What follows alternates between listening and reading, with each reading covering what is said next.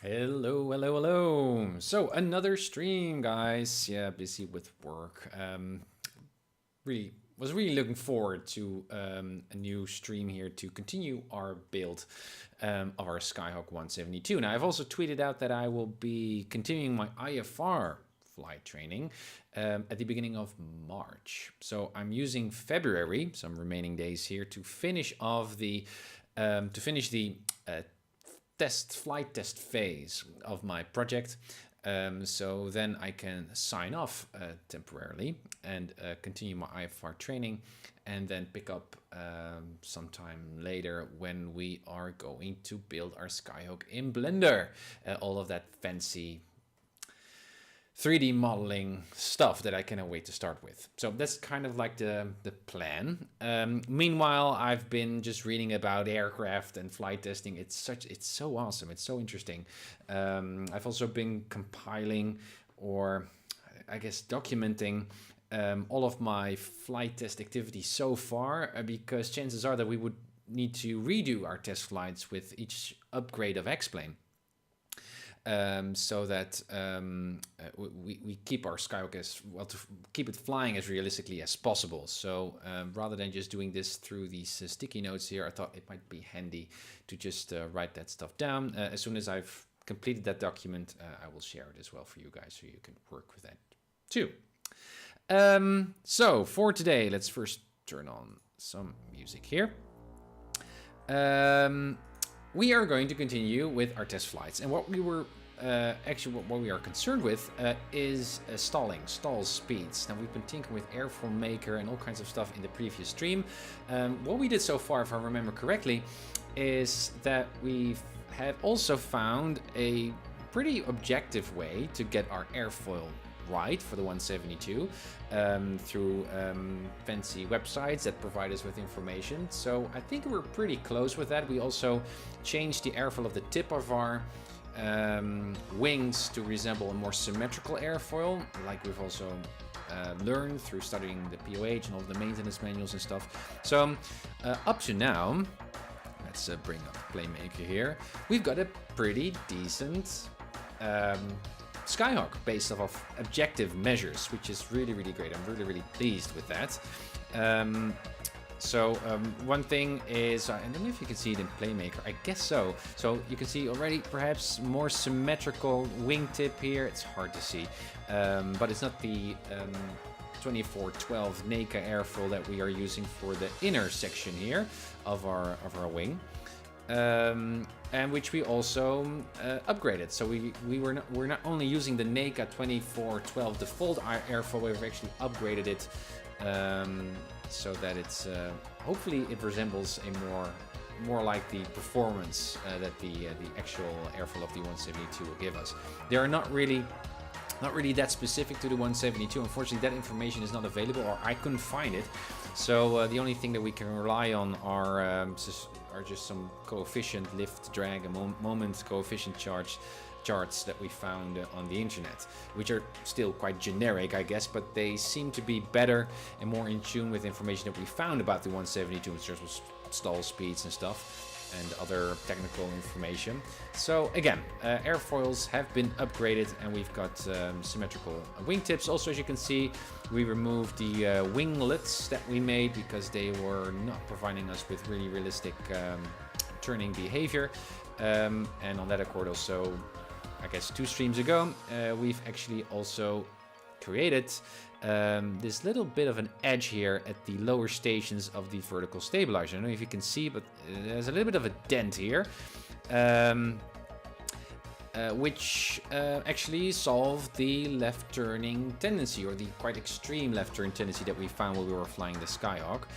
Now the only left turn tendency left when we are flying at cruise in ISA conditions is just engine torque mostly. So that's pretty cool. And also, as we found, that actual wing twist that you can see here, or that dent or that curve, actually resembles the rudder tab, or whatever it's called, on the actual 172. There's a little bit of a tab there that you can manually adjust. So it's interesting that we discovered that through our own testing, which is cool. Eventator, hello, good to see you. Tim, check your Facebook Messenger when you can. I sent a message via my wife's account a few days ago. I will. I'm not really a Facebook kind of user. I'm automatically posting my tweets also on Facebook, so it's better to choose to check in at Twitter. But I will check Facebook soon. And if I don't, find me on Twitter or through mail or through chat. Okay, so that's the current state of things. So we know that we've got a stable airframe. Now we are testing the relationship between the airfoil, which I think we pretty nailed, to our stall speeds. So let me see. No, not the reference photos. I need the manuals. Let's get the POH. POH. And we should find page 167. PDF style, I mean, 155, 160. Flaps up, normal static source. Stall speeds at 2,550 pounds. With the most rearward center of gravity and most forward. Well, and that's a little bit of an issue. I haven't really studied what that actually means. Well, I know what it kind of means, but if I use X-plane's scale to move the center of gravity, it can go so much forward or so much rearward, backward, that the thing is not flyable anymore. And I don't know if that is because I didn't set limits for the CG in PlayMaker. I guess so. So it's hard for me to test this, at least at the moment, because I'm not quite sure what those limits would be.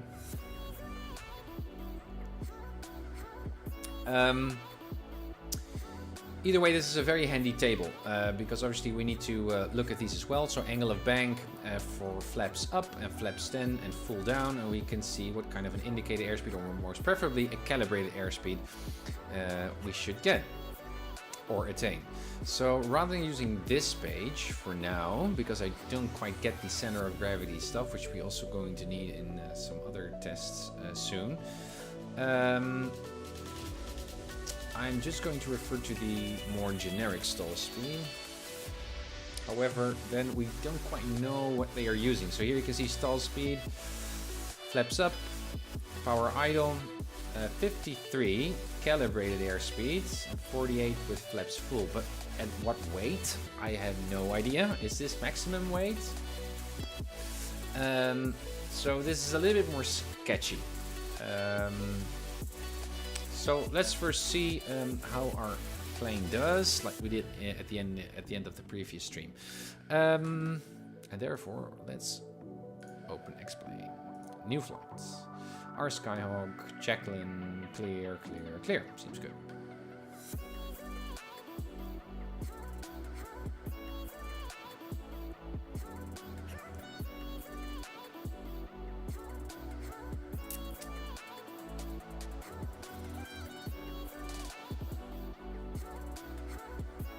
Explain, you can do it.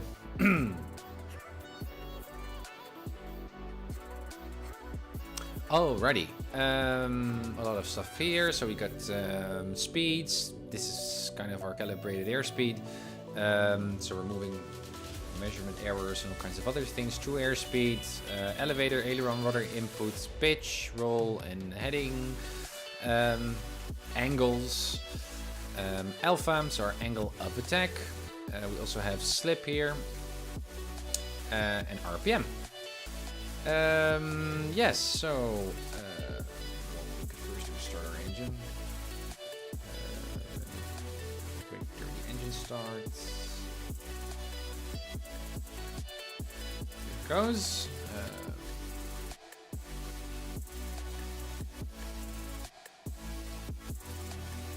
Let's go to around 5,000 feet.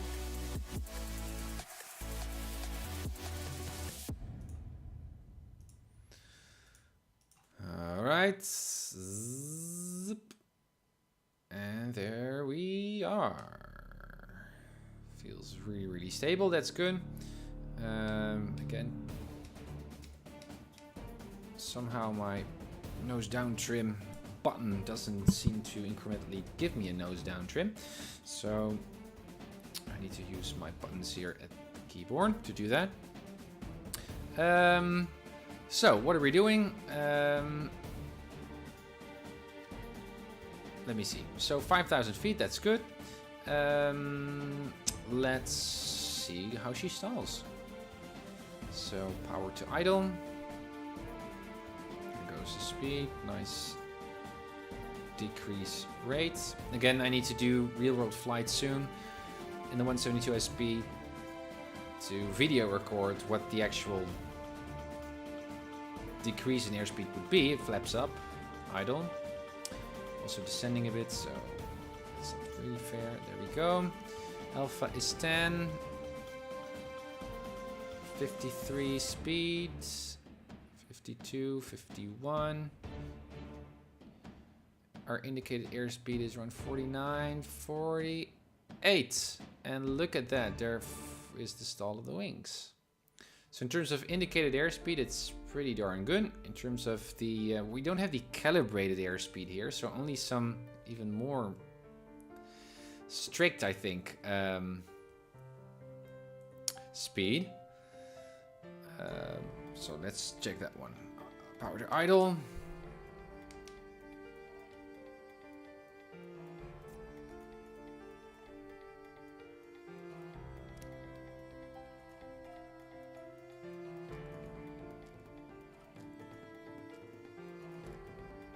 Come on, nose up, we're descending.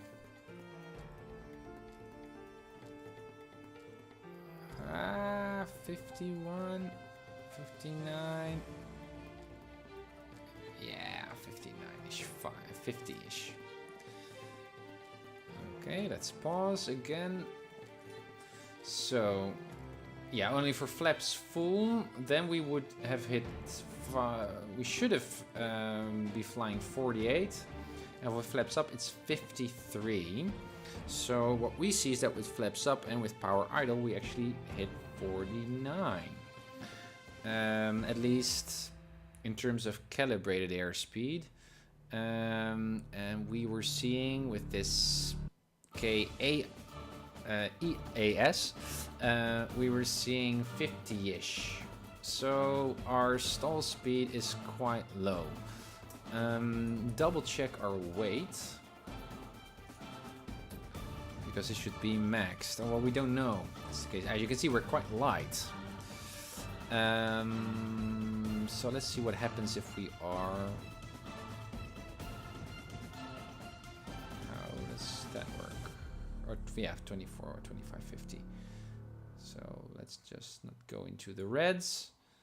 So something like this. Done. Apply. Alrighty. Again. Idle.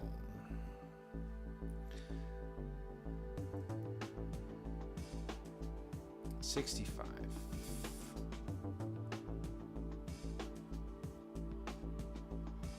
60. 59. 58.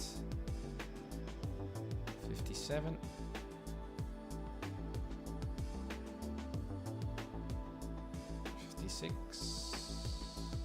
56. All right. So you can see that makes quite a difference. Another try. Obviously, when we're heavier, our stall speed increases. We stall earlier, sooner.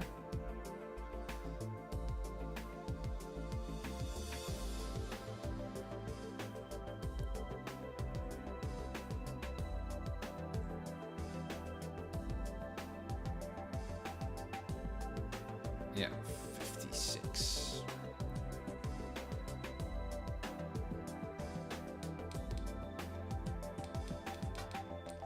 I think though perhaps we should also make sure that at slow speed we're also a bit trimmed. Again, these are subtleties that I'm not really sure about whether you should be trimmed or not. I think you should be. At slow speed at least. So let's try another time. One more time. Hey, Sky, good to see ya. Thank you for by saying hi. 58, 57, 56. And there we go. Alpha around 12. Even. It's also something that I'm curious about actually. So one more time, let's look at the alpha. Let me just get my mouse over there so you guys can see. So that's the angle of attack. Goes up. There goes our angle of attack. It goes up.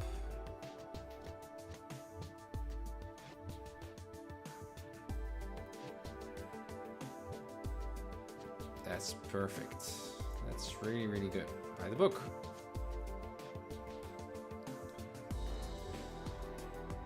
Okay, and that corresponds to what we have modeled in AirfoilMaker, based off of some reference that we found for the 172, where the alpha should be, the angle of attack for the stall with flaps up.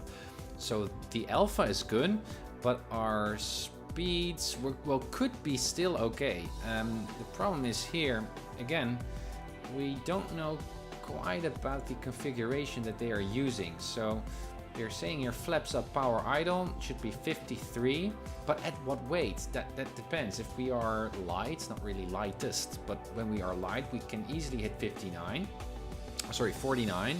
But as you can see, when we are fully loaded, we hit about 56. So yeah, what is the weight that they're using? So because we don't know, that's why I was looking at that other page. Can I also just double tap and have a look? No. And this is also not what I wanted. 216.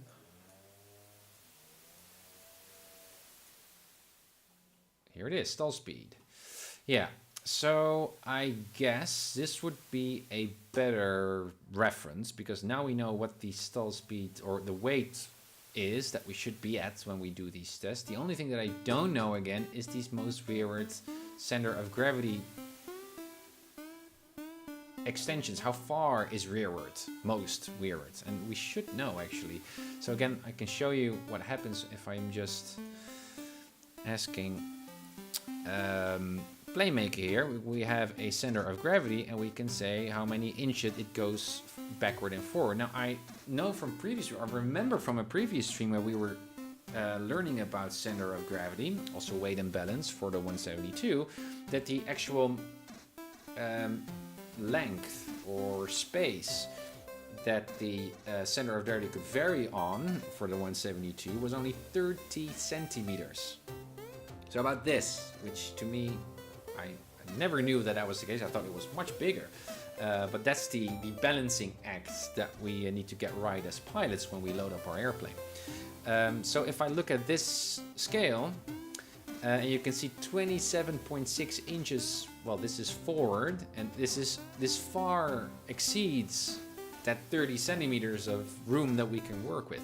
So that to me suggests that this scale doesn't have any limits, or so that are realistic for the 172, and it explains a lot of weird behavior. So now we are heavy, and our center of gravity is fully aft. Now let's see what that does, just for fun's sakes.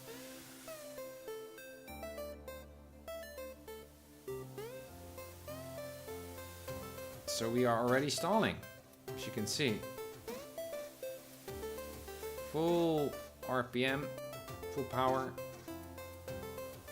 This is not looking healthy at all.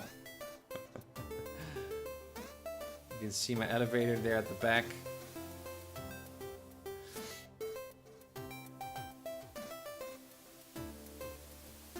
Yeah, so we immediately stall once I pull on the yoke. Let's do the other. Let's inverse it. Just again for demonstration purposes, I guess, just for fun. Forwards. Holy crap! I guess that was backwards. It's the other way around. Yeah, so you have the firewall. So I guess the line there. Let me see. Whoa, this is not safe at all. So here you can see the firewall. So that's a divider from a plate that divides separates the engine space from the cabin. So here's the firewall. That's usually the datum. So that's the reference point where the center of gravity thing is measured by, I think. And so when you go into the pluses, the positive numbers there in terms of that center of gravity, the more you go to the back of the cabin. And so now we are fully aft, and that's why when I let go of the yoke, this is what's happening. Whoa, look at that. This is really, really unstable. Opposed to our previous configuration where we had a minus center of gravity, which was not really that possible, I guess, but it was so far minus that the center of gravity was about here. And we could counter that with elevator pressure. Let me look from the cockpit here. Oh man, this is weird. Really pushing down here. So, no doubt this is far too extreme. So before we can use this stable, I need to look at the actual inches that we can go forward and backwards in case for the 172, because obviously we can here in X-Plane we can go to beyond those limits, I guess, realistic limits. What I do know is that our default, so our position here, 0 inches, that one is correct, that we base that off of our manuals. So let's see if we can find some numbers here.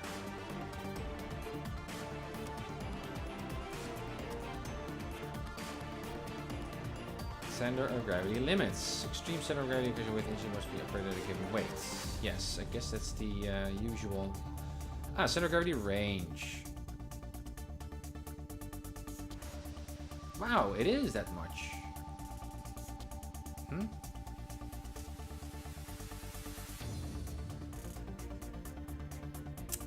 So 35 inches aft of datum at 1950. Well, we're much heavier. And 47.3 inches aft of the datum. That surprises me. And what do we see here in X-Plane? Perhaps I'm just mistaken, but the manual seems quite clear. Let me see. 30. Yeah, so this is forward. So it should be maxed out on this, I guess. And aft should be 47. No, we cannot even reach that. So it must be the other way around. We cannot even go there.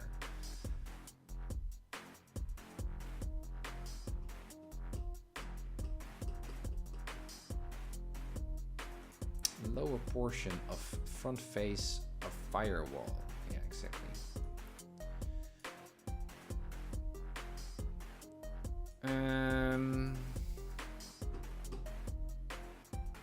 Well,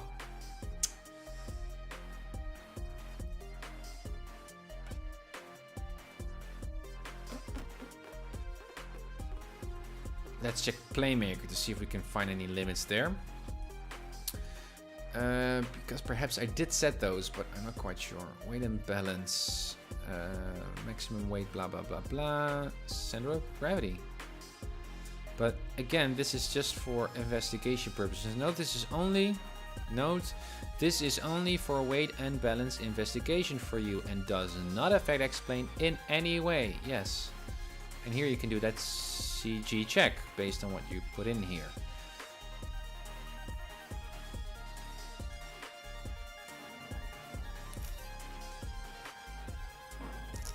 Yes, and if we now look here, you can see in this section now, in this menu, you can see that the tanks here are located there. And we also have our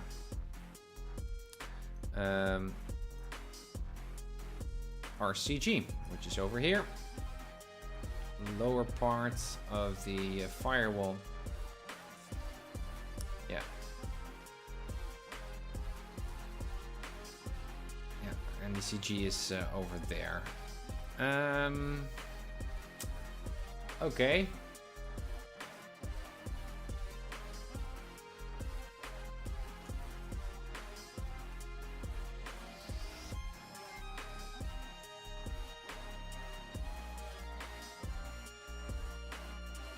Oh, yes. Wait a minute. Let's be clear here. So these inches are referenced based off that reference datum. What we see here in X-plane is where the center of gravity is in reference to itself, to its original position, which already has a particular number of inches from the reference datum, which we calculated a while ago, and that I can just find here in PlayMaker.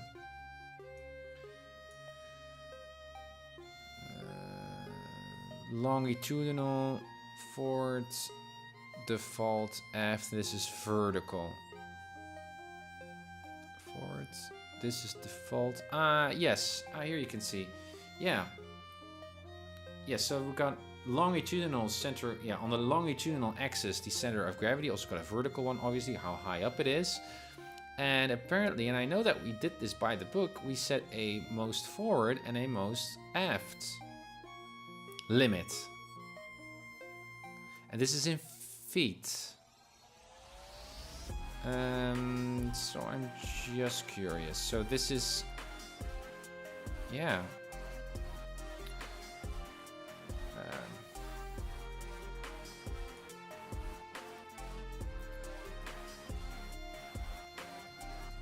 Inches. Yes, so this is minus, this is also minus. Yeah.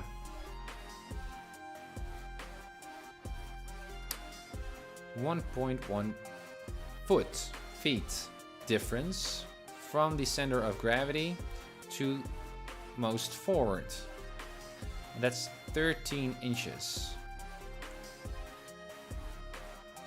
Yes, and this is in reference to the reference datum. So what we can do is just ignore this because we already did those calculations based off of the CG. Yes. Okay. So let's go back to that page where we were. What was it? 167? There it is. Yes. Let me get my notepad here.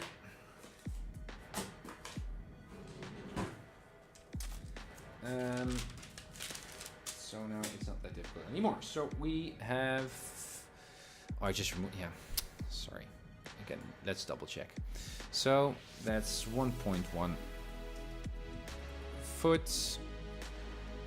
feet. 2 inches, so that's forward. Yeah, so that's forward minus 13.2 inches, and backwards or aft or whatever is 0.7. Let me just show you guys for reference's sake. So that's 0.7, and 0.7 is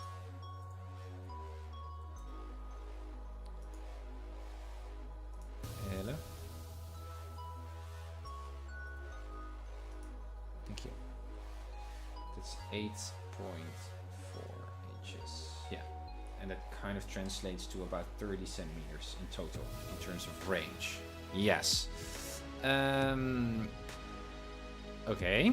So now we can go back to X-plane, and then because we know what the limits are, we can set those. I guess it's a bit weird that X-plane is not reading those limits from PlayMaker, but this, I know that this was straight from the manual, so this should be good. So most rearward. Let's check that first. So that's plus 8.4. There you go. And this is at 2550. So well, that's about right, or a bit lighter. Can I also do this like so?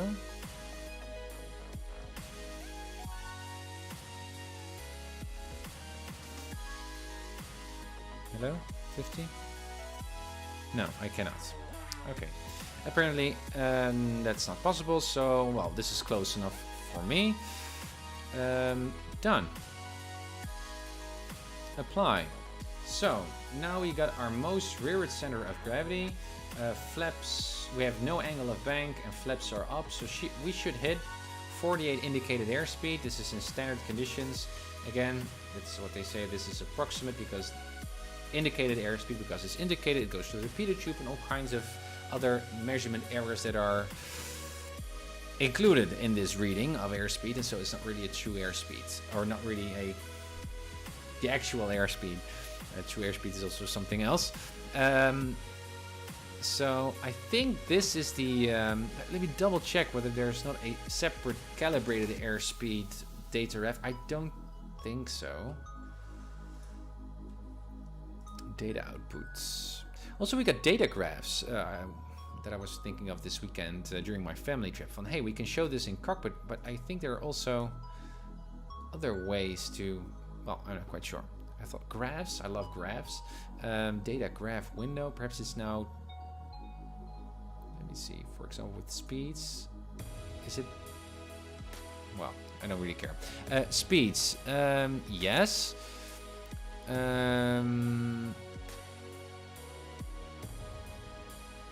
What I'm also interested in is G-load.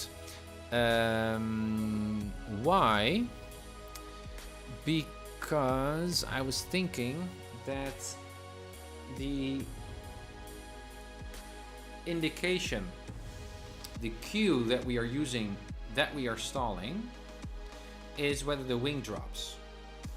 But I guess intuitively that our stall may actually occur even a bit sooner because we are dropping, and then after that initial drop, then our wing drops as well.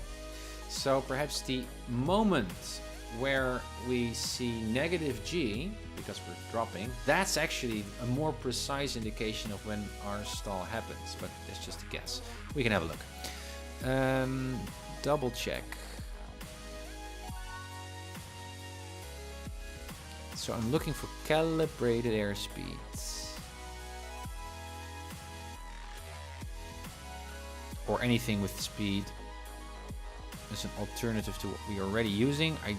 I'm not expecting there would be an alternative, but you never know. Aerodynamic forces. Lift and drag. Oh, that's also interesting. And very useful. We're not that interested in RPM anymore, so we can also remove some stuff. Lift over drag. Interesting. That's the ratio. Yeah, we've already been looking at that in AirfoilMaker. Propeller efficiency. No.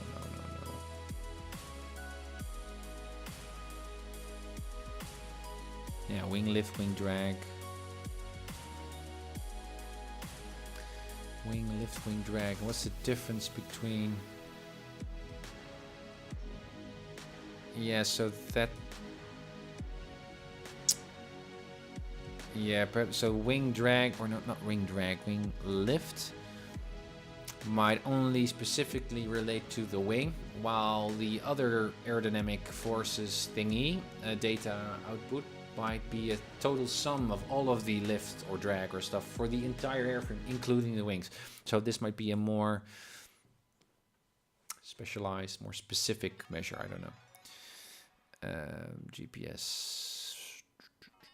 Do we see anything else?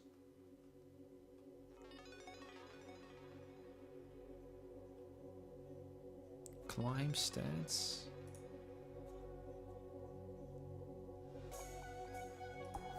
Interesting. I love this data. Wings flight model.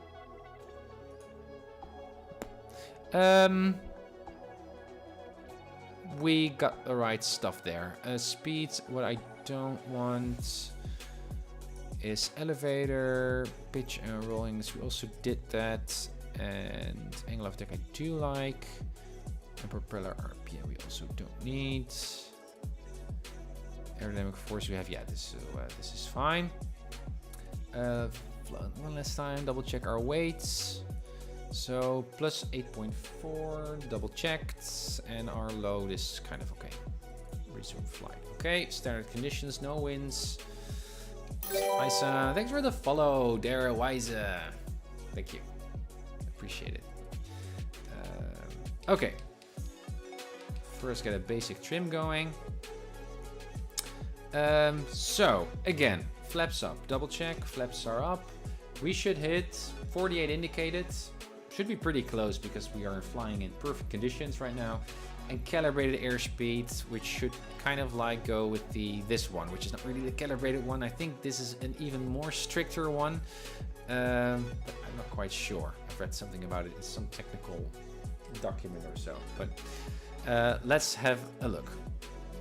Let's also turn away from those mountains. We already have a stall warning, as you can see to the left, but we still need to set the specific angle of attack where that thing should go off. It's much too early. All right, sip of water.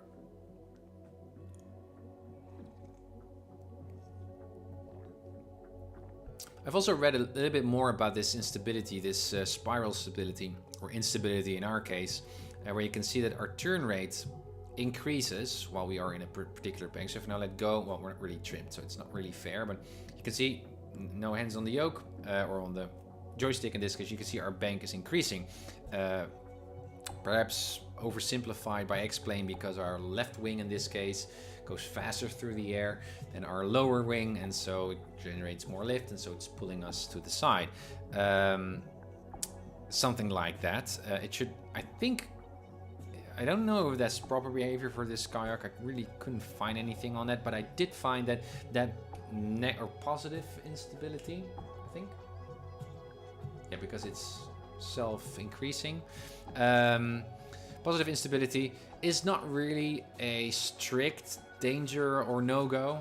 It's just that it shouldn't be too extreme. So, yeah. Tim, let's stall. Idle. Let's see what happens, guys.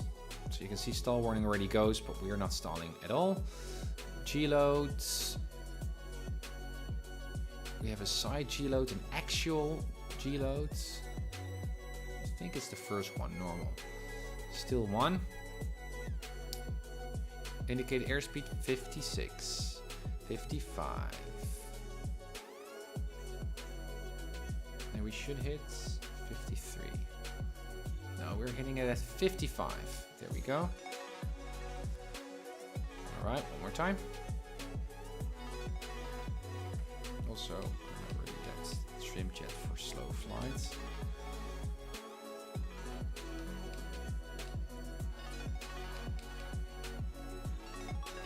There we go.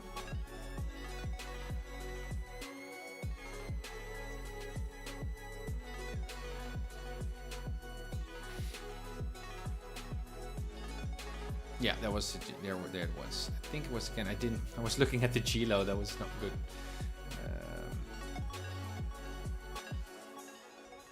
All right, let me put my mouse over it. Boom.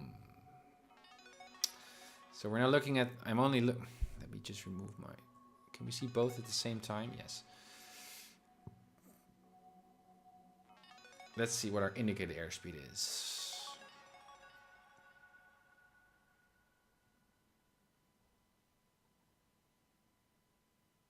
No, we're stalling too early. All right. For our rearward center of gravity. And we know that that is okay. Because it's all by the book. Yes.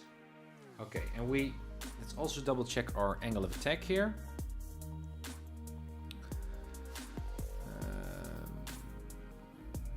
Where is it? Alpha. Should be think around 18, 17, I don't know. Let's see. Yeah, 17. So nice drop. Whoa, almost a spin there. Which is very cool actually, because it's virtually impossible to stall the default 172 by Laminar. So this is actually pretty cool. One last time.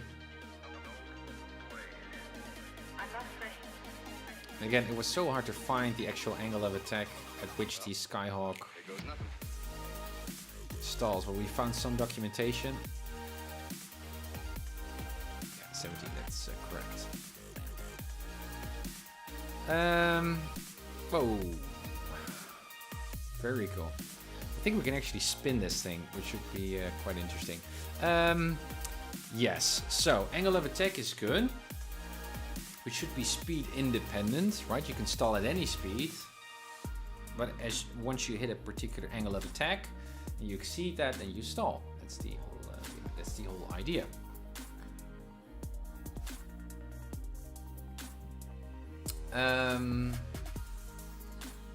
So the only variable left would be wing size or chord size. So we are stalling too early. So that means that our wings, in X-plane terms, are too small. If we have bigger wings, we can fly a little bit slower. I mean, we eliminated weight and balance. Most rearward center of gravity, that's what we are working with. We've got standard conditions. We are trimmed, right airfoils. Yes. So let's experiment. And for doing that, we actually don't need Playmaker, I think. Let's just save it anyway. Let's go to AirfoilMaker. There we go. And let's open our own airfoils. No, 172 airfoils, and we've got a, yeah, this is the root. Yeah, so which one are we going to edit then? That's a good one actually. How do we do that? This is actually wrong. I'm thinking of the fact that we, in the previous stream, I think, we inputted in AirfoilMaker the wing ratio, or the aspect ratio of the wing, for this entire airfoil. But this airfoil, the 2412 root, is only part of the root chunk, the root wing section, not the wing tip section. So that means that we are exaggerating, I think, stuff. But I'm not quite sure how sophisticated Playmaker actually is in using those. So in either case, what I'm trying to do here in this whole flight testing scheme is prioritize on the objective numbers and giving X-Plane a chance to prove itself, its flight model, that it is realistic. And all the variables that I didn't find in manuals or stuff that I think, well, a little bit misty about whether it's whether it has set whether I've set it properly. Those are the variables that we can experiment with, right? Because we didn't find any good numbers on that. So yes, as you can see, yeah, this is all set as set. So what we see here is the profile of the 2412 NECA airfoil that we set for this Reynolds number that we also calculated.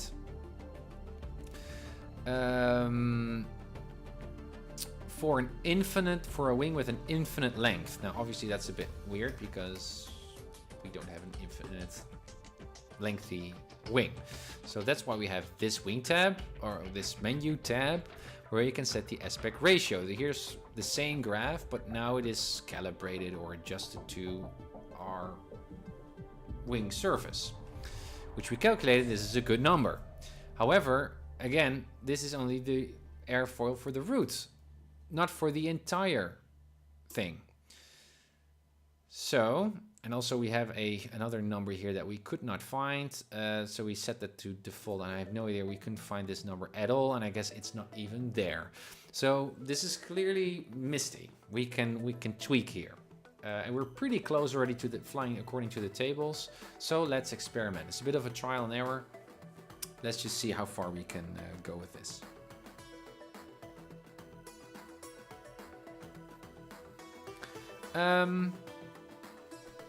Okay, so from the top of my mind, again, I haven't got PlayMaker open.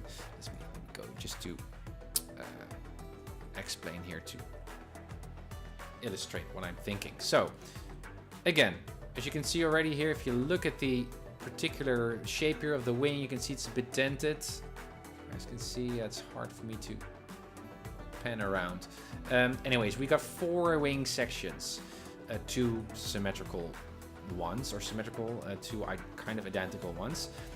We got this chunk is the root first wing section. It stops over here, and then there's a second wing section from the middle to the wing tip. So 1, 2, and here 1, 2, so 4 sections in total. Now, I don't know how the aspect ratio in AirfoilMaker is actually calculated. It's the AirfoilMaker menu shows us that we can actually use the wingspan to calculate that aspect ratio, which to me is a bit weird because the wingspan is from wingtip to wingtip, and so it also includes the cabin, which doesn't really generate that much lift, I would presume, because there's no wind coming underneath it, right? I would say that you just need to add up the wing surface of both. So that's already a bit weird, but hey, we followed the formula and I think it should be right. Anyways, what if we just divide the aspect ratio for the root airfoil that we're using by 2? Because we've got 2, we only using that airfoil half of the wing, pretty much. And we do the same thing with the wing tip. Don't know even what we set the aspect ratio for that outer wing section in AirfoilMaker, so I'm also curious to see what we did there. And reload it, and let's see if what it does in terms of our aircraft performance. So I do need to write this down. 7.48 aspect ratio original. Let's just not prevent any mistakes here. 7, why am I using Google? Divided by 2, 3.74.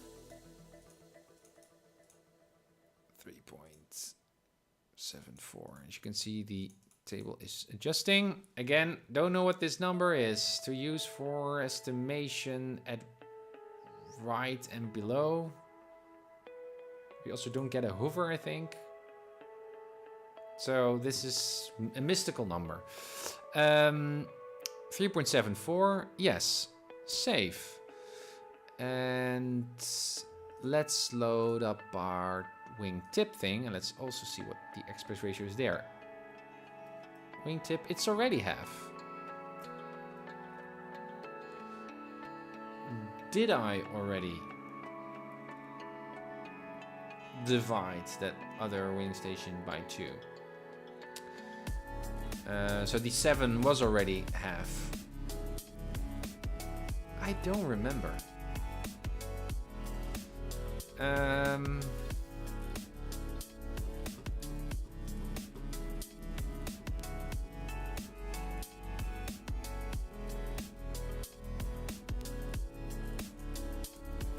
For sake of experimentation, let's just see what happens. Let's get back into the cockpit. M. Let's go up. There we go.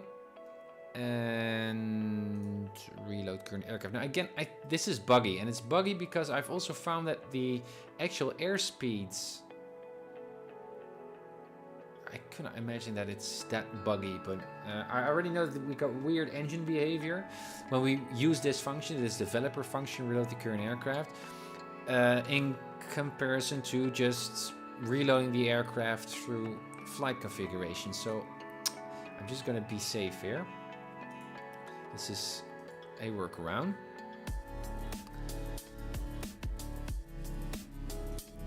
It takes a lot more time, but if something is buggy,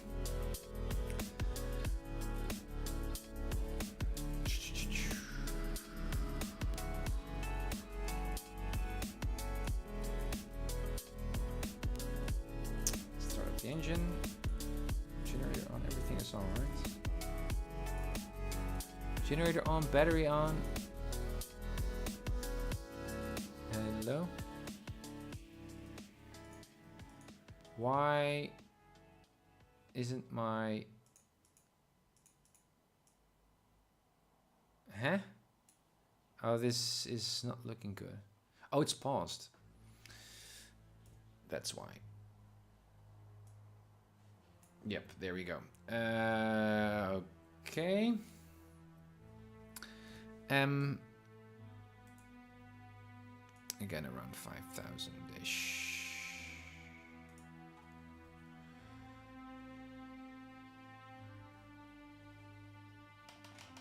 Okay, so we cut our wing in half, or at least the root part. So let's see what that does. What are we expecting to see? We got shorter wings. Why did I divide it and not double it? Because we needed to decrease our stall speed, so I was not thinking straight. So now we would expect, because we cut our wing, we would even see a higher stall speed. Let's see if that's actually true. Boom. Okay. What's my RPM? It's down. Okay, 6,000 feet, 55 fish. That's interesting. Oh, but that's not true. I'm messing up all kinds of things here. 51. It's actually not that bad. The aspect ratio is not just a number that represents the surface area of our wings. It's just a ratio number. So by changing that ratio, we have a really weird kind of airfoil here.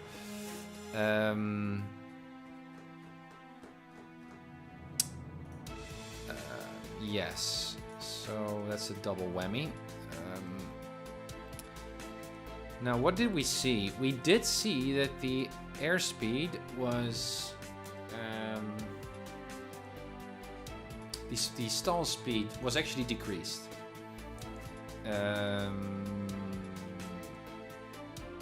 So going down with this number is actually pretty good. The fact was that we actually stalled a little bit too quick, I think. Let's also have a look at indicated airspeeds. Again, for you guys to see better.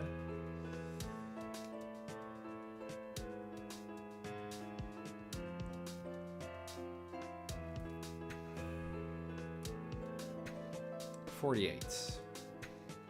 48 knots, please.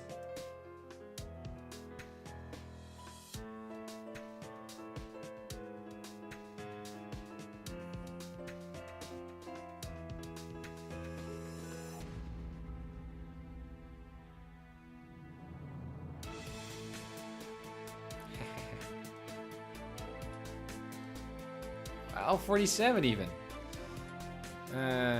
Yes. And apparently I cannot do two things at the same time. Let's see, one more, that AS airspeed, so that more calibrated one, which is not exact with the calibrated airspeed one. So I think I'd rather stick to the indicated airspeed measure there, because we have proper conditions now in the sim. The POH you rarely fly in exactly those ISA conditions. Yeah, so as you can see, the AIS is at 50.49. And now we have a stall. Yeah, so it's 4 knots too low.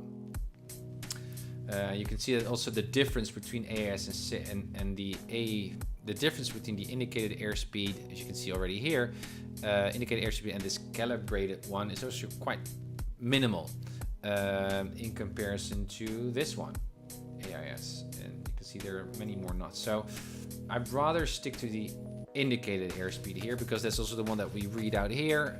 And yeah, I'm not quite sure what this one is doing here. So we are 1 knot too short of our stall speed with flaps up. So let's just increase it in PlayMaker and see if we can toy around with this, because this is the only ratio that I'm not quite sure of. PlayMaker. No, not PlayMaker, Tim. AirfoilMaker. Quit.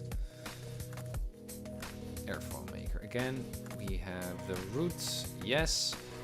So let's just add 1. We were at 7. We went to 3.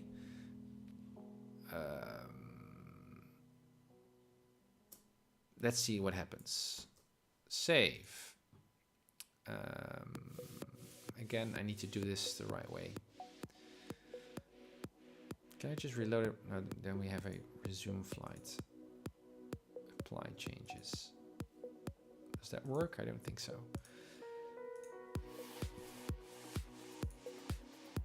I need to make sure that we're bug free, that we don't have any bias here. And yeah, I'm not trusting this recurrent. We can use this reload current aircraft once we're working with the visual modeling of the Skyhawk later, but not with flight testing. I'm not trusting that feature.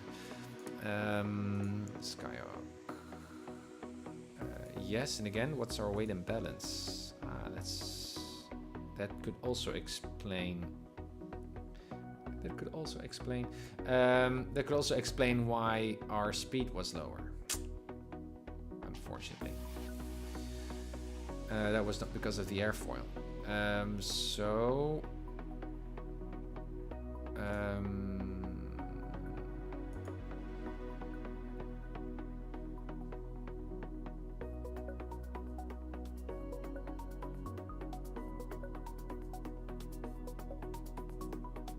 I'd rather use this one and then add this.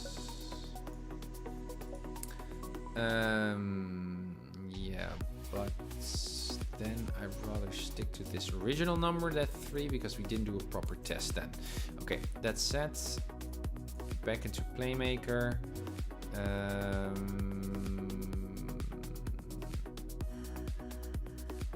Start new flights. There we are. And then again, M. I mean, you need to be so consistent, obviously, with all the stuff we're doing. Generator on, battery on, picture in. There's our engine. Whoa. That's not good in terms of speed.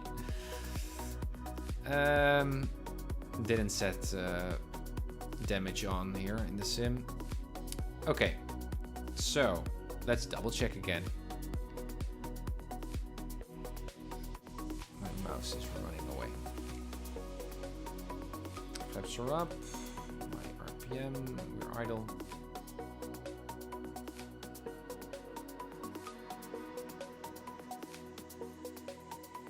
Again, 48 indicated airspeeds. And also, we did something else that we did not do. Obviously, it resets. The center of gravity. That should be 8, 4. And that's also what we did not check in the previous test. Okay, let's trim a bit. Quite extensively, actually. For slow flights, There goes my... No, mouse, stay there. Okay.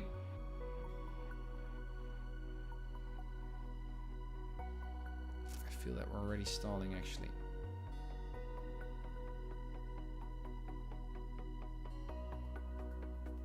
$55. All right. 55, one more time.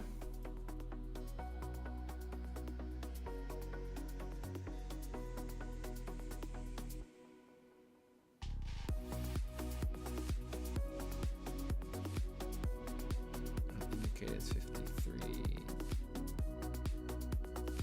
52, 52-ish. Yeah, so let's make that 53. Okay. Yes. So let's go back to AirfoilMaker. We're stalling too soon. But we were already stalling too soon when we were at 7, right? At 7.48. And so I said we should actually increase our wing size there.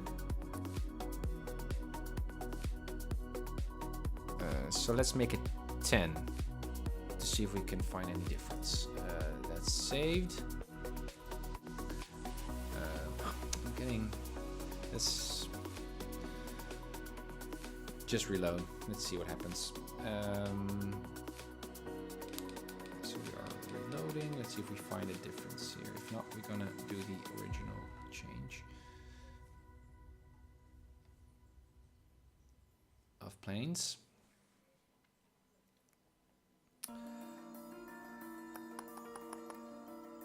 Again, 48 is our target speed.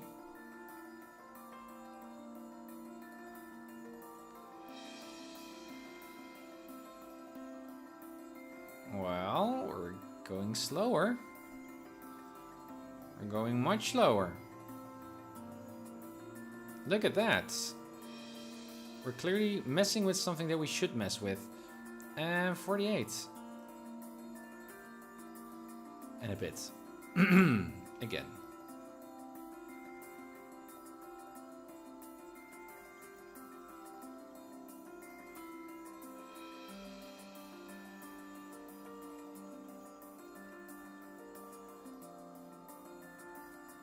Now you can see the calibrated airspeed is quite close to our indicated airspeed. Yeah, 48. That's good. Yeah, rear center of gravity.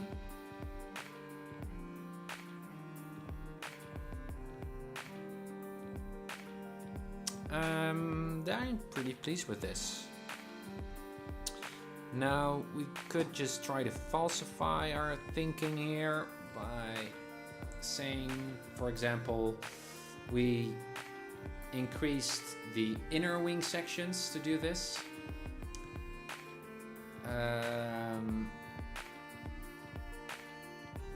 Why didn't we extend only the wing tip, the symmetrical ones? And I would say, well, because the most significant lift generation, the most significant airflow is actually nearer to the cabin.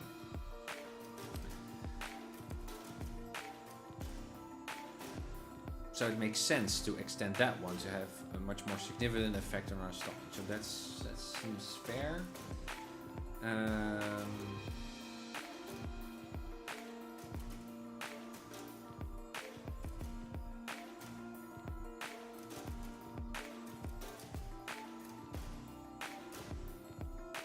We use the numbers from the manual to get the aspect ratio.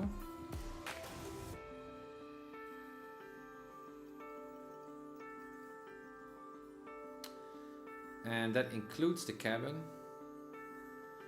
So I'm just trying to justify or find some other way which we can quantify the fact and recalculate the increase in aspect ratio to get to this 48. So apparently for our Skyhawk to fly the correct stall speeds in X-plane, we needed to increase this aspect ratio, even though we know that it was set correctly. The only thing is that it might include the cabin as well.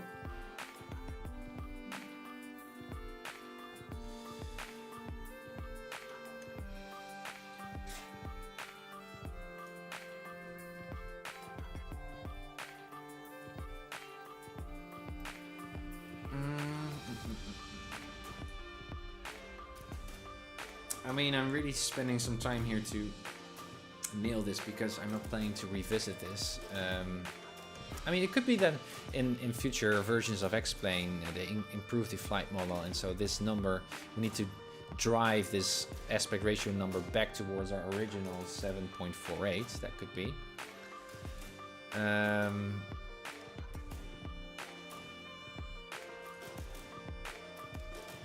mean, obviously our stall speed should be spot on, so that's obviously a section where I would be very much willing to be less objective in terms of the actual aspect ratio. Just obviously our stall speeds are important as student pilots.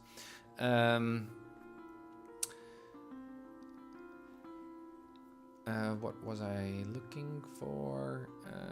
10.74. Oh yeah, the Playmaker or AirfoilMaker manual.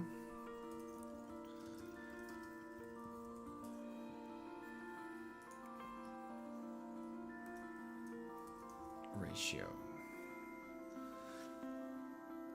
Reynolds.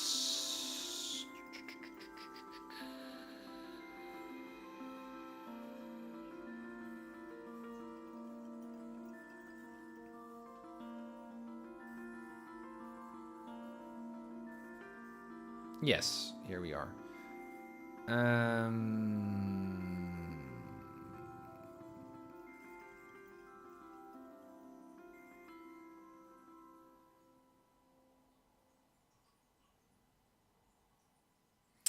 Oh yeah. Oh yeah. Yeah, so here you can see a light aircraft such as the Cessna 180 has an aspect ratio of about 7.3. And I remember now that in the previous stream, we also found other data that was quite close to this number. And our 7.48 was actually quite spot on. And just in accordance with what I said before, the only number that I didn't find any information of was this E. So let's stay true to my principle. Let's go back to 7.48. We already know that we can increase it and get more close to our stall speed. Let's try to change this one. So because we know that this is the right number. So again, what's E? Enter the aspect ratio, blah, for everything, and the efficiency factor E. A glider with extremely long winds might have an aspect ratio of 30. A light aircraft such as the one has an aspect ratio of 7.3. Nothing is said here about E. No examples. We only know that it's 0.85. To use for LD estimation at right and below. Yeah, I think that what they mean is this right graph and this here at the bottom. Let's mess around with this. It was 0.850. Let's make this it can be set at 1 max. Let's set it to 0. Okay, all right, 0.1. Apparently those are the extremes. Save. Well, we did find that it changed something, so we can also do a final check. RPM. All right. Boom. There we go again.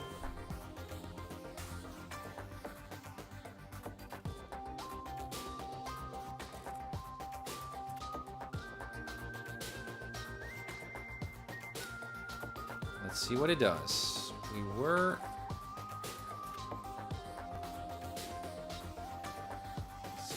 453, 52, 51. 5049 48, and there we go. That seems awfully comparable to our previous run where we did use other numbers. It was 3 though that we set here. Now we reset it to 7.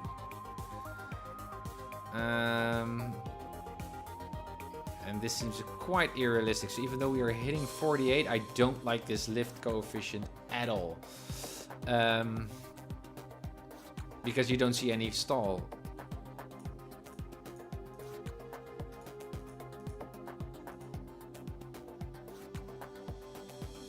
You're now at an angle of attack of around 19. Well, let's just use the 1. Save. Reload. Again. Throttle to idle.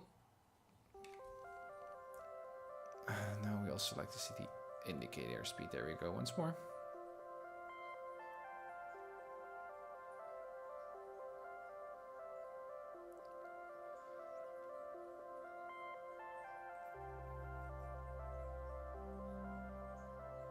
Perhaps that E doesn't do anything for us. It could be.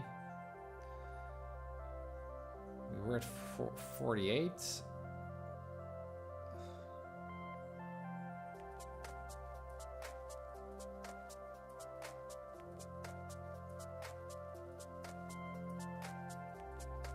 It's 1 degree more. I'm not really convinced. I mean, some of these numbers in AirfoilMaker only apply, well, they apply all of the time, obviously, but they only express themselves in a significant observable manner only when you fly fast enough or whether you have particular wings or... So in our case, so we increased our stall speed just by 1 knot.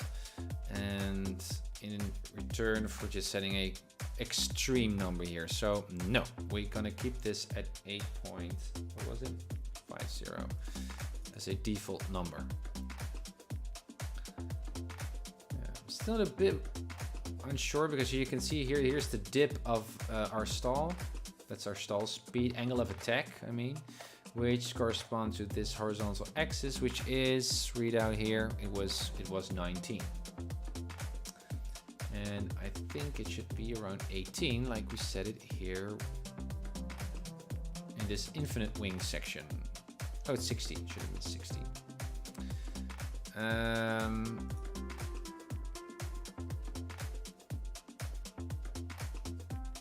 Yeah, either case, we've also read examples that it should be at 19. And if I increase it, we increase the aspect ratio, and you can see that the angle of attack at which we stall is actually shortening. So we stall sooner.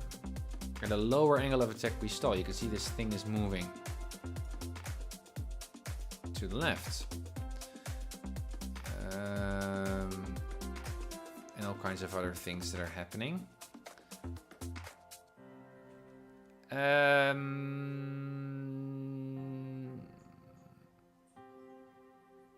Yeah, well, because of this E is not doing anything, we know that this one is right, or pretty close to what it should be. Let's change the aspect ratio here. Again, and we need to go up. Apparently, can we explain that? When we go up, we saw that we actually... Oh no, we didn't do a proper test. So let's go to 10. Save. Reload current aircraft. Let's make sure that we actually are still flying with the same configuration. You don't know what X-Plane is doing. No, it is not. This is... When you reload your aircraft, it reloads the entire... Not only the airframe and the airfoils, but it reloads everything. That's a bummer. Alright. This was where it was. So... I'd like to, again, need to reinvestigate E. So let's go to 1. It's an extreme number, but hey, we save.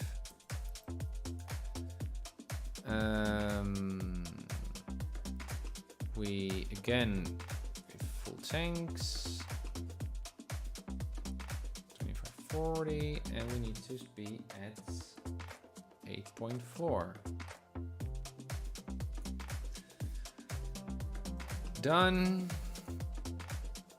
Apply. And did we reload? Again, reloads.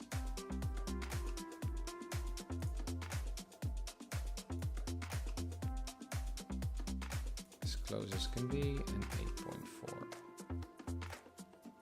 Done, apply. Pause. RPM. There's a trim. Again, so a low E.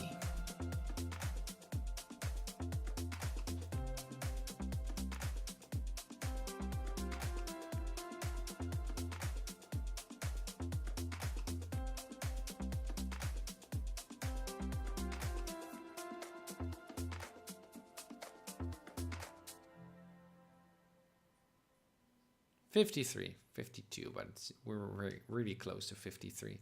So again, we didn't change anything, I guess. Okay, let's go up to 1. Let's save. Again, we are saving, right?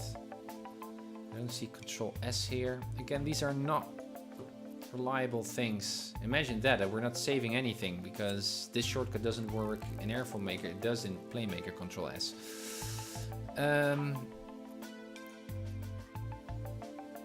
Again, reload aircraft, revisit. Man, this is tedious. Done,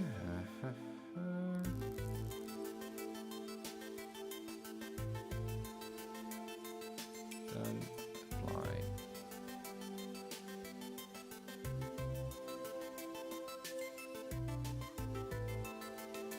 Nose of trim.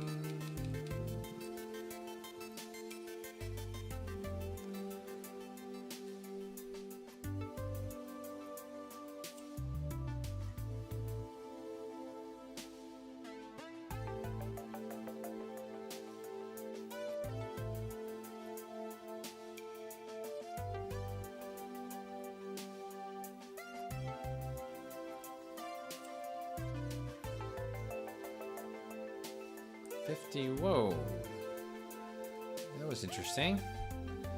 Well, clearly we can fly slower, but it seems to me that our pitch attitude, our attitude was really extreme. So now we're looking at the right side. It's hard to see actually. 50.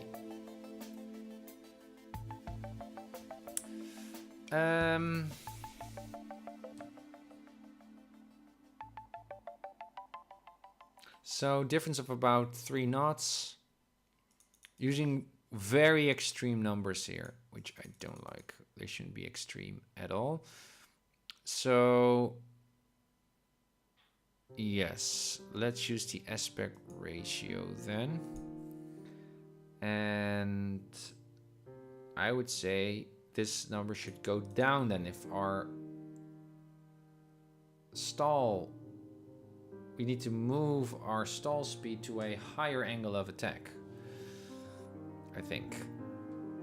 So when I set at 4.48, save, reload current aircraft, double check.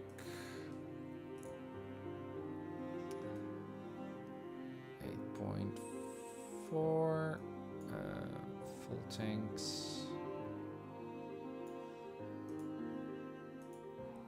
Apply. Nose of trim.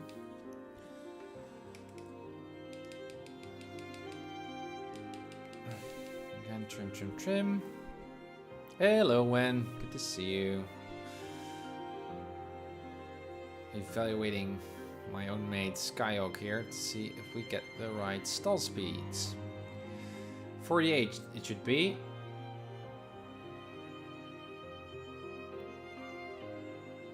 So there goes the nose.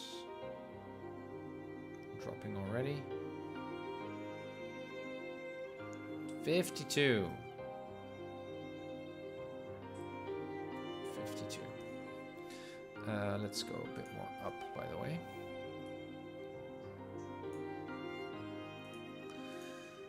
All right. 52, and we were at 53. Yeah, I'm not at all pleased with how what that curve looks like. I just like to evoke changes in our stall speed to see what's going on. File, save, developer, reload current aircrafts. Again, weight and balance. Plus 84.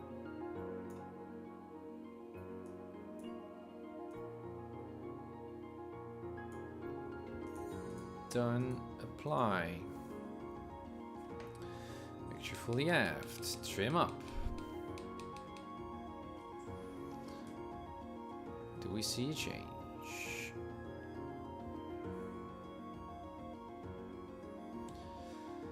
We're at 52.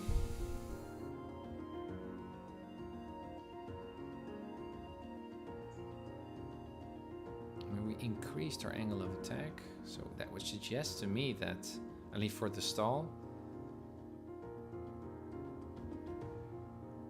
it could be that it just 52, yeah, so we see the same stall speed, but did it just independently increase our angle of attack? Let's try one more time. Not speed, but this time alpha. So angle of attack.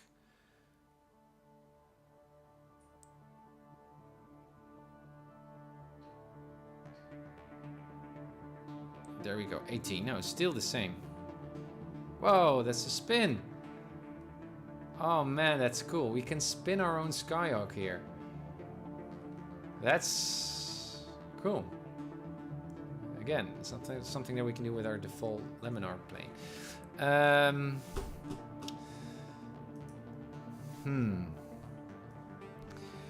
So we divided our aspect ratio by 2, and we don't see any change in angle of attack in relation to our stall. And we also didn't quite see a difference in stall speed, didn't we?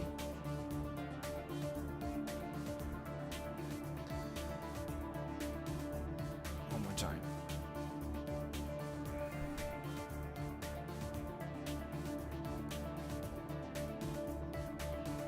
$53, $52, $52.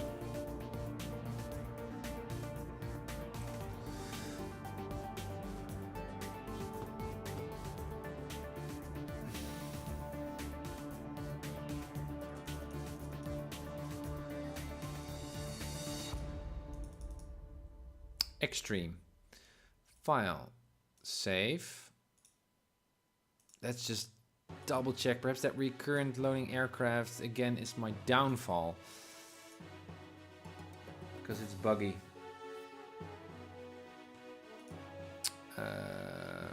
Again. Customize. Weight and balance. Oh, that's still the same. Thank you. That's an advantage of using this flow. Yeah. I should also just check with engine running. Helps. Speeding things up. Generator, battery. Make sure in. Here we go. M. Let's go up. Yeah. Down. Okay. RPM dropped. So now we got a ridiculous high aspect ratio of our wing surface. Let's see what that does. if we're still at 52, then the aspect ratio doesn't do much. Which would be weird and would suggest to me that we're not saving the file right, or 54, 53-ish. That's...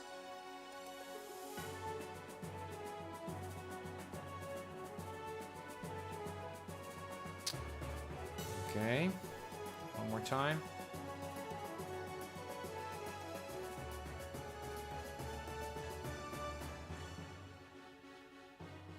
It's pretty much the same.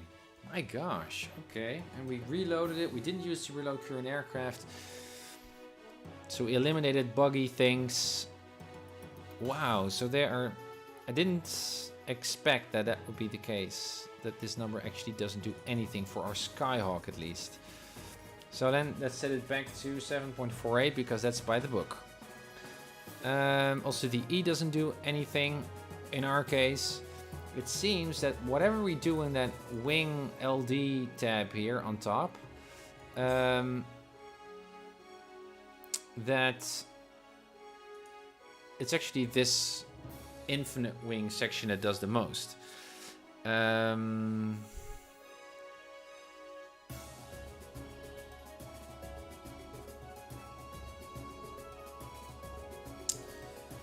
again, what's the reasoning behind this whole idea of the aspect ratio was, at least in my mind,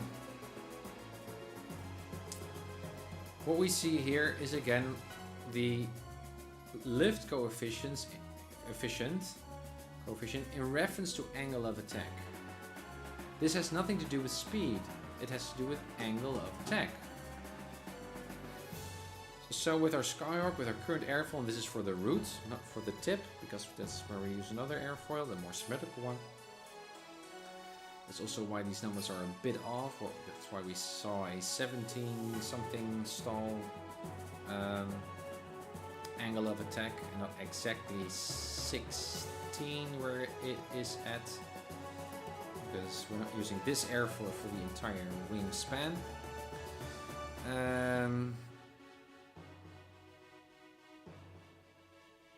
We would expect to see a particular stall at a particular angle of attack. That's what we set it for. And a particular drop, and it looks just okay. We are talking about speed, and speed has nothing to do with this. It has to do with the surface of the wings. The more surface we have in our wings, the slower we can fly. That's how we push back our airspeed, our stall speed. And that's what brought me to the aspect ratio number here. Because here, rather than in this tab, we have an infinite wing, which is just fictitious and ridiculous, obviously. This is where we correct for our finite wing. But apparently, for a Skyhawk, it doesn't evoke any changes in our airspeed. Or I'm not doing something not right. I mean, I'm saving it, I'm reloading it, I've double-checked different reloading schemes, so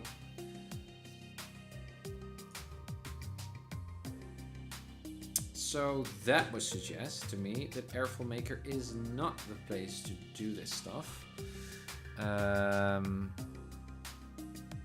Let's quit it, and I need to change my wing chord size, which I don't want to do in PlayMaker.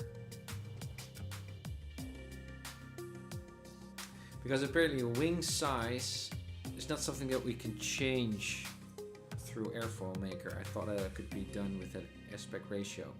So we need to go to our miscellaneous wing sections here.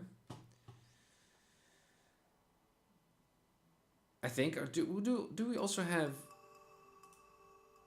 lift coefficient specifically for the wings? I don't think so.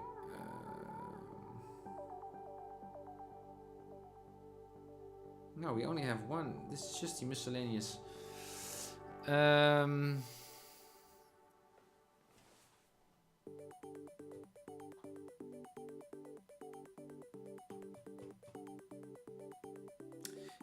I don't want to change this stuff because I know that our Skyhawk, at least this is not the model that we're actually going to see ultimately.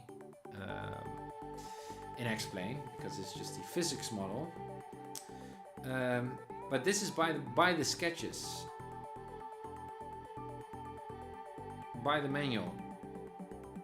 Also the angle of incidences, the wing twists.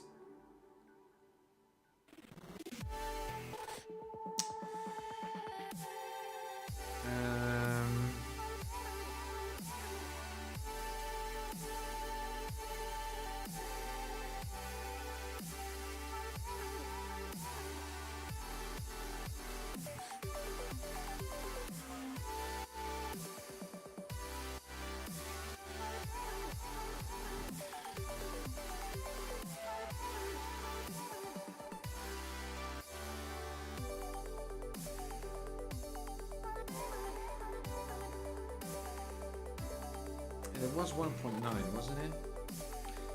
In terms of the angles of incidences here. I'm thinking, again, what I'm trying to do is to find numbers that we're not sure of in PlayMaker that we can change to justify the fact that we are not on with our stall speeds, which is good, I think, but ultimately we know that X-Plane is not a perfect simulation of reality, so I'm not surprised that we are off a bit. But before I'm changing anything that I know is set correctly in X-Plane, for example, the actual chord size of our wings, I first like to experiment with numbers that I'm not that sure of, because I might be wrong with those numbers, and they might cause or change or that offset in stall speed. So I was thinking, well, I guess I can also change the stall speed by changing the angle of incidence for our different stations here of our wing section here. So I can increase those. I guess that would work. Again, it's such a complex topic, that aerodynamic thing. I would expect that if I increase that angle of incidence, that I would also decrease my stall speed. So I'm wondering whether my angle of incidences are actually right. Staying swings. Backup, yeah, it was 1.9 already at the start. So this was a backup that I made from the PlayMaker based off finishing all of the PlayMaker stuff based off the manuals.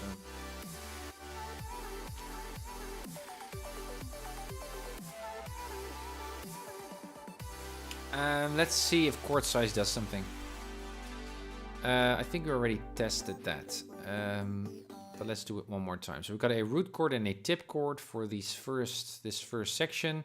Let's increase it by, there he goes, 2 feet, which is huge. And also at that size, at that side,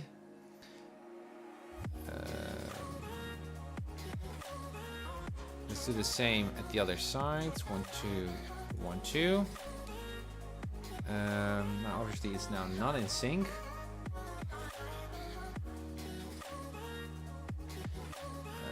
So we can. Oh.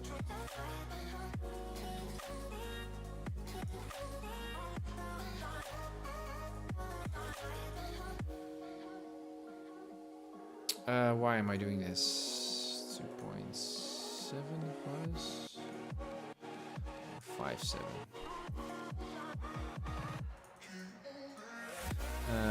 Because I should change that one to mimic that one. Roots, yeah, 7.48. 7.48. There you go. And the same here. This one was 7.5. 7.5. Okay, so our wings are much bigger now, ridiculously. So, save. I did save it. The double check, save, reload, aircrafts. There we go. Again. Weight and balance. 8.4. Hello?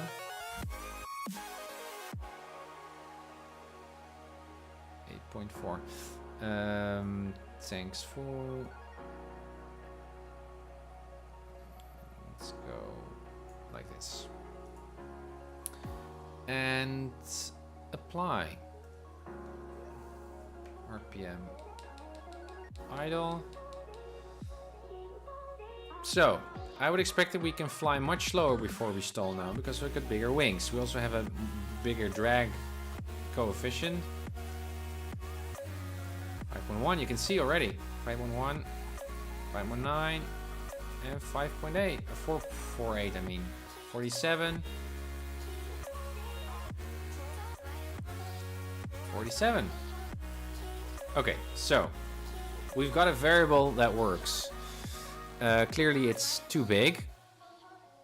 Our wing here. Look at that. Look at how big it is.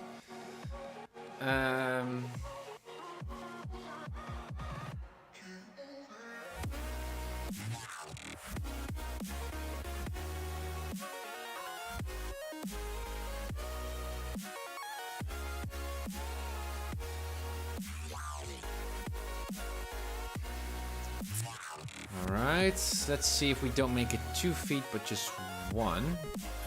So 1, 1, 1. And I clearly forgot something here. Tip ports. 4848.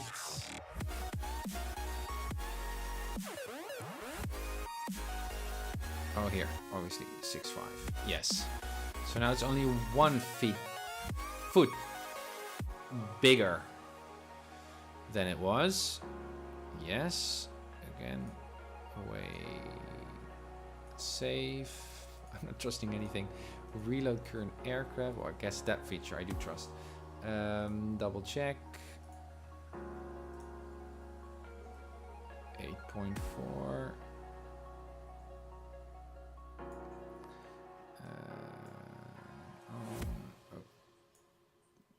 Done. Apply. Unpause.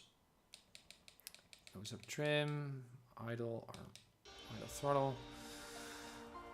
Let's see what it does. Should have a higher stall speed now because our wings are not that big. We were at 4.7 and a bit.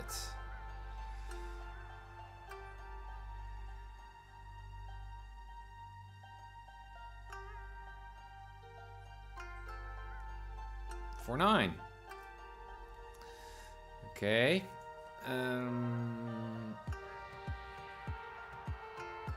So 2 knots. So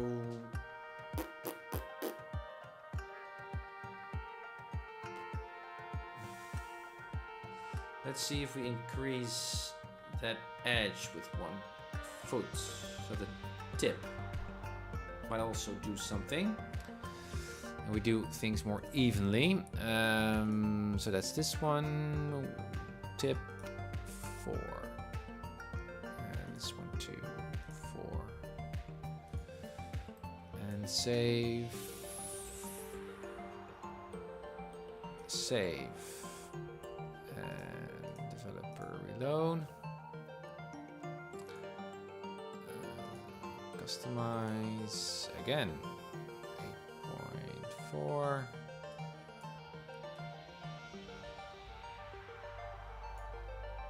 Done. Apply. Boom, there we are. And RPM is idle. So now also the tip is bigger, not only the root section. So we should see a decrease in stall speed now. Already feels like it. We're sinking already a bit. We're descending 50, 49. Yeah, you can see. And 48. And there goes the wing. 48.5. That's pretty damn close. Again.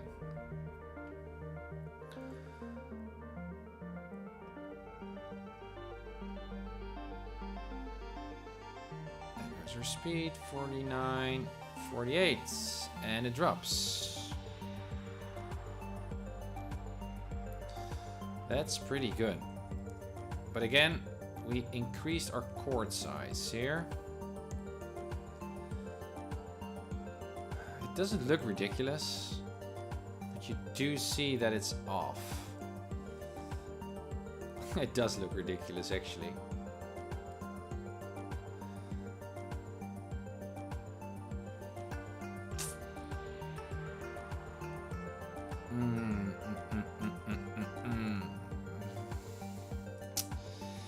Okay, let's double check how ridiculous it actually is. 172. Oh yes, that's something that we need to do then. Reference manuals, dimensions, top. Let's also get this side one.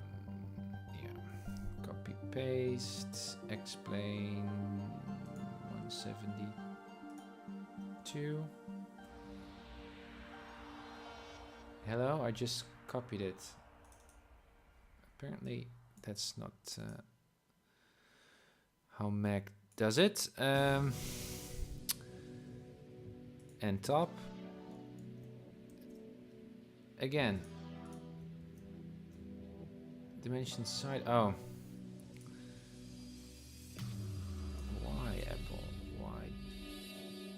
Shouldn't be this confusing. Hello? Come on. Boom. Did I put it in? Yes, thank you. Rescan. Aircrafts. Hey, Caesar, good to see ya. How's the 170 coming along? Pretty good. I think we already completed the AirfoilMaker phase, so that's good. And we're now nailing our stall speeds, and it seems that now for the first time I've got my stall speeds, my initial flaps up stall speed on the money. However, in order for us to nail that stall speed, we needed to venture off from our objective numbers, and that's the first change, or the first, how do you say it? The first alteration in terms of subjectivity of our Skyhawk that I don't really like. But hey, we need to get those stall speeds right. Top. Oh, that's not what I wanted to do. Top. And what we needed to do was to actually increase our wing size. And as you can see, let me see how much actually, how ridiculous it has become.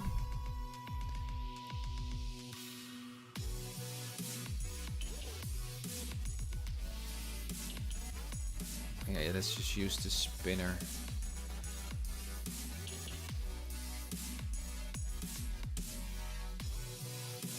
The engine here, kind of like this. Yeah, you can see it is quite bigger. Not too ridiculous though, and again, we're not going to see this model at all because we're going to make our own in Blender. I mean, the Airfoil Labs says now even uses slats at the leading edge of the Skyhawk for goodness sake.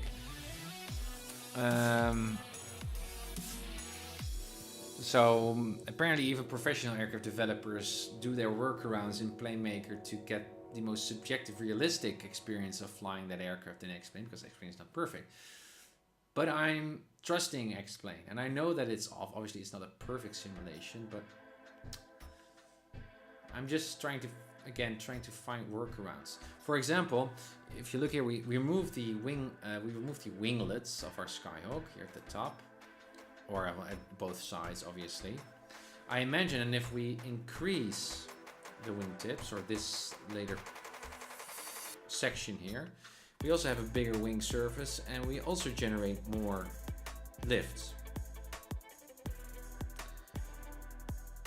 So rather than increasing the longitudinal size of our wings this way, we can also do it that way.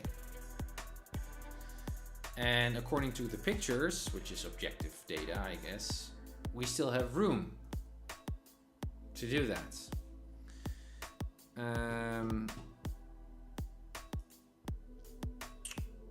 So let's try.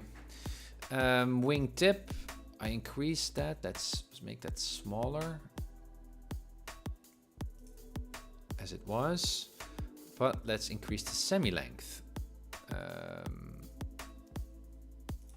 This is also not handy. Again, spinner, engine.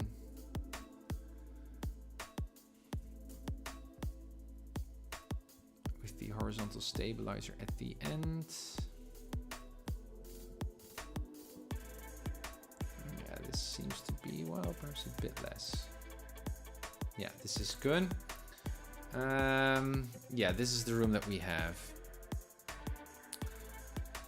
If you search Google airplane flying boat, you can find it. Let me see. Caesar, last time I was here, there was some discussion of lateral stability and how the default ones did not have behaviors against the guard. There was some disagreement on it, but I found the section of an airplane flying handbook that talked about it. Oh, that's awesome, Caesar. Yeah, I've also found some documentation on it. We've already fixed it quite nicely, actually. But thanks for suggesting. Yeah, exactly. Different kinds of stability, longitudinal, lateral, spin, directional, and we did some proper tests, and it looked just fine. We added a little bit of a dent here in the vertical stabilizer, which solved our instability issues as far as we can go with X-Plane, so that's pretty good. But thanks anyway. Let's increase because we can. Oh yeah, this is also, you can see that the zoom changes because we increase our wingspan, at least for one side. The good old days. Yeah, you can see we actually are now too far. Went too far.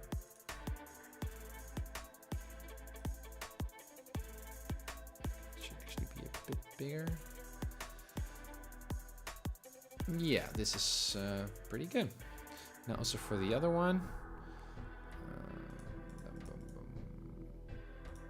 Boom. And again, this seems good. Well, the other one can also be increased just a tiny bit. There we go.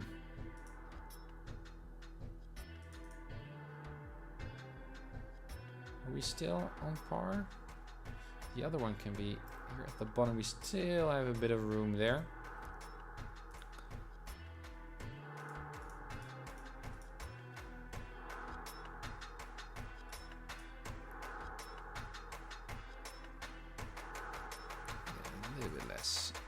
Okay.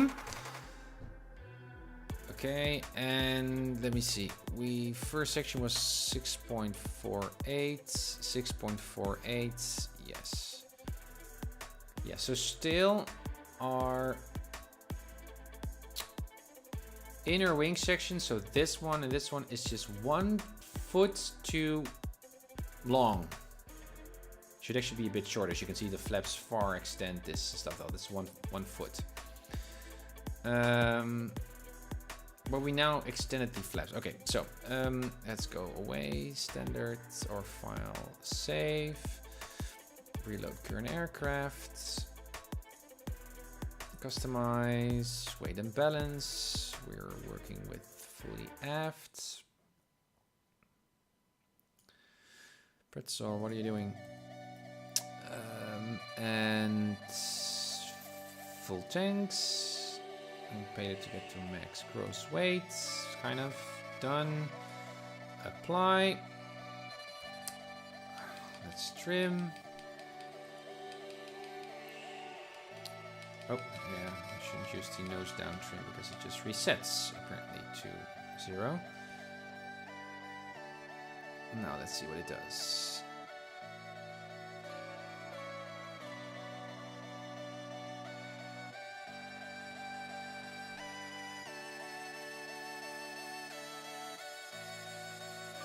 59, 58, or 48, I mean. And you can see it's closer to 49, which makes sense because now we made the wing a bit more, less long at the wingtip side, right? We decreased it back to its original wingtip size. But we made the wings a bit longer, and you can see that has an effect. 49, 48, there it goes. But now we did a nice compromise because we're now closer to what the actual sketch looks like. The only thing is that still the wings are a bit too... the root section is still a bit too long. 1 foot too long.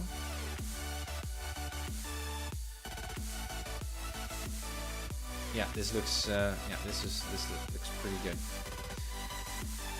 Explains that aircraft do not return to wings level in a shallow turn. The airframe hammer specifically talks about this behavior. That's true, Caesar, but I've also found some information that's saying that that positive instability there that we see in the X-plane is not really a very strict error. I mean, it's you would rather see the opposite, that it indeed turns back to a steep turn or to a strain level. But it doesn't mean that the aircraft is totally off or dangerous to fly. As long as it's not too much of an extreme positive instability there. But I agree. X-plane there is not that realistic. Yeah. Yes. So we now again nailed the same number, 48, but now through actually changing stuff that we knew that we should change. We need the wingspan. So that's good. There's another thing that we can do. Perhaps. I mean, another thing that we're doing is that we got the 2412 NECA airfoil here for the inner wing sections, which is true with the right angle of incidence and stuff.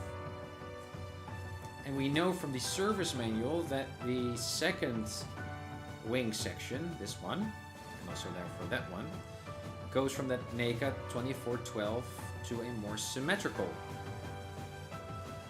airfoil. However, we don't know quite what that symmetricality is like. So what I did is I'm using I think it's this entire chunk is just purely symmetrical now in X-plane. If I go to export airfoils, yeah, so we got the roots. So this is miscellaneous wing 1, low and high Reynolds number, we don't care. 2412 root, and you can see, yeah, the entire section is made out of this root 2412 adjusted thing that we made. That's good. For the wing tip, oh no, yeah, no, sorry. It starts again with the roots and it goes to symmetrical. Okay, so we can assume that X-plane is interpolating that and gradually changing that 2412 into that symmetrical at the end. Now, it could be, I mean, we just picked this one. Also, it's symmetrical and has the right thickness. But it could be that we also miss out on some lift because we made it an entirely, purely, strictly symmetrical wingtip. Perhaps in the real world, it's not really, it's perhaps we should read the service manual and understanding it, saying that, well, indeed, it goes to a more symmetrical airfoil, but it's not a completely symmetrical.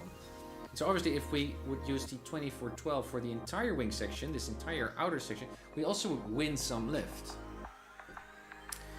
And perhaps as much lift that we can then remove or shorten the wing here.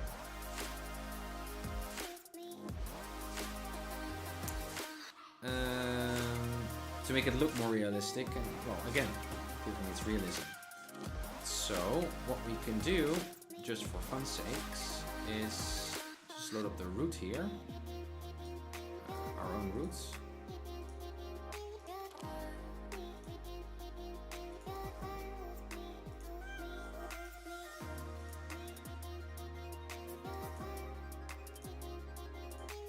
So there, it's all route. So the 2412 airfoil. We save it. Double check. Save. Developer. Reload current aircraft. Let's go back. Customize. Weight and balance. Full weight. And aft 8.4 because that's the table that we're using in the POH. Apply. Let's go back to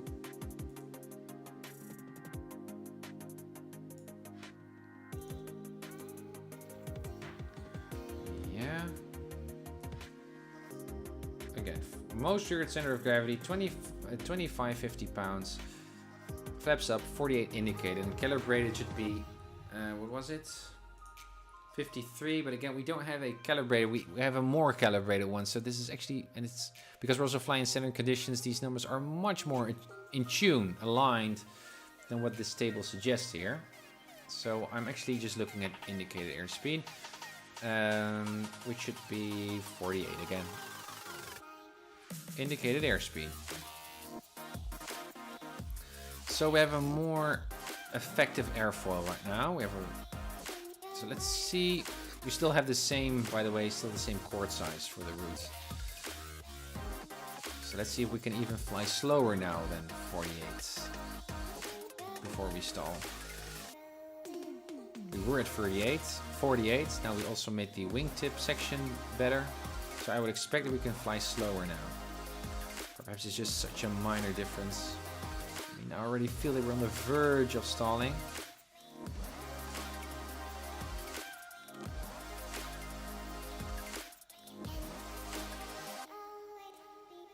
4080 is almost the same. No, I actually prefer our wingtip size that we had. A wingtip airfoil. Okay, so that, well, let's double check once more. It could be a fluke. Again, guys, testing. Take it seriously. No. My mouse there again.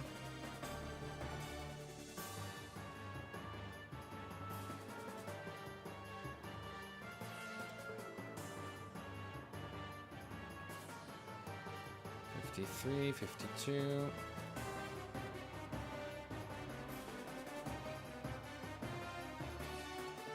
I can see my angle of attack there in already at 16. Well, we're now at 48, as you can see. And there we go. So that's why you need to do these tests a couple of times. Again, let's try again. So we can average our data.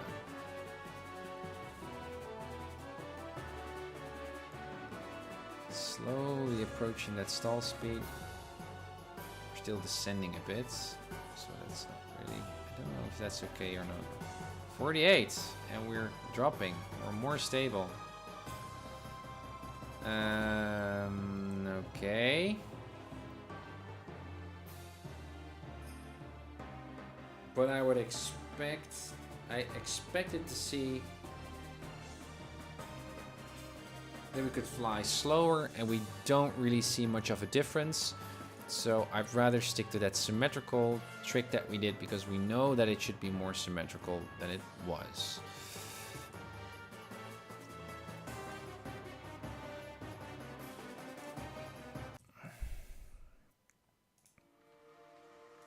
I'd just like to hear some other type of music, by the way. What station are we going to? Happy. Sounds good. Wingtip, tip, yes. Standard file, save. Again, reload current aircraft. Customize, weight and balance, +8.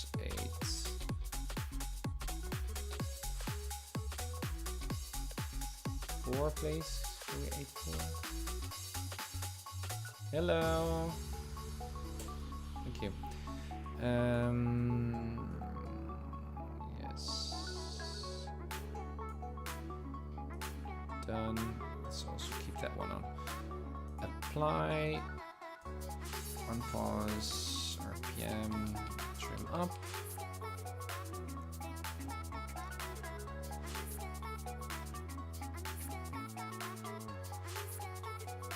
Let's see what it does. Again, already did this test, but see if it doesn't do anything weird.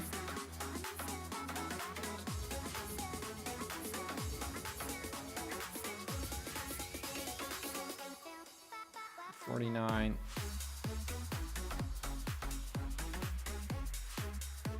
$49. Which would make sense because now we got a less effective airfoil now because our wingtips are more symmetrical.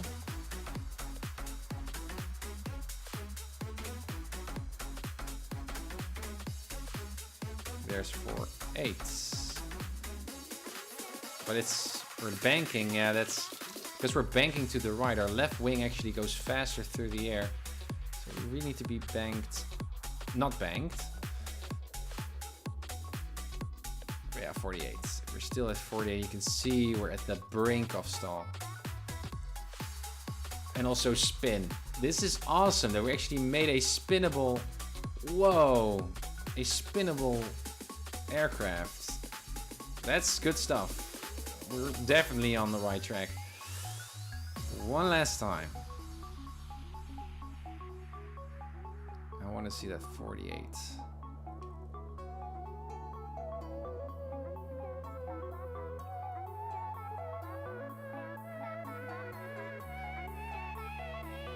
Again, keeping those wings straight. 48. Perfect. Perfect. Okay. So, I know that my airfoil is right. We extended the wings. The only thing is that we made our wing surface bigger.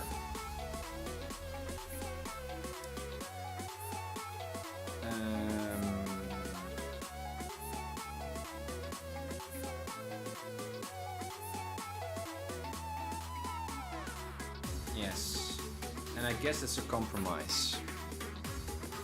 It's just a compromise. Let's go most forward with flaps up and see if we... Oh, that should also be 48, exactly the same.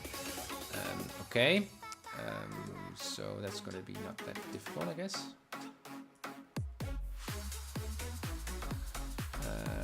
And that should be minus 13.2 for the Skyhawk.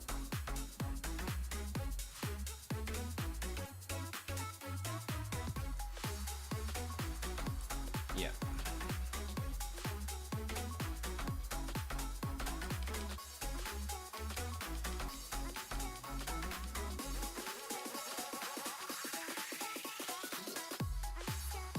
Alright, there's our trim. There's our speed. Again, let's see if we can hit 48.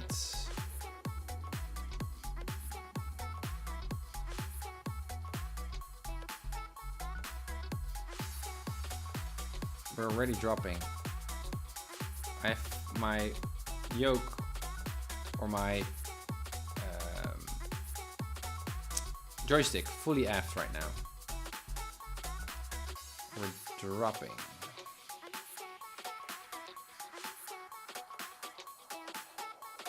Let's give it one more try.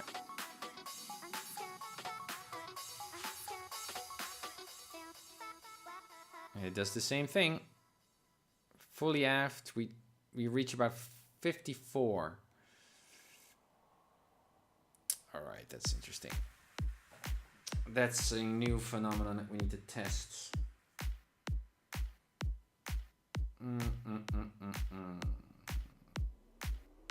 This is interesting. So what I need to think about for the next stream is not only just plainly angle of attack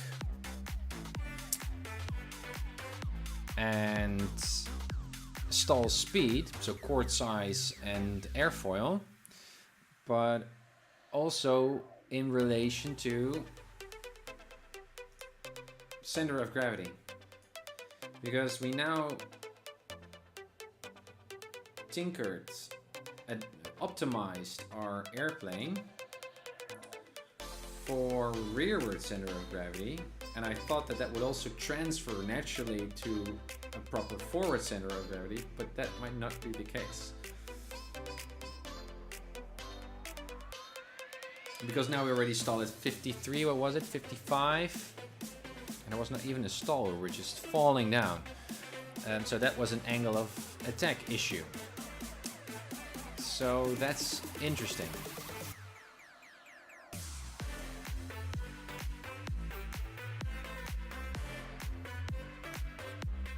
That would suggest to me that we need to revisit AirfoilMaker there and change something so we can increase our angle of attack while we're in most forward center of gravity. Interesting. Okay, save. Done. This is also done.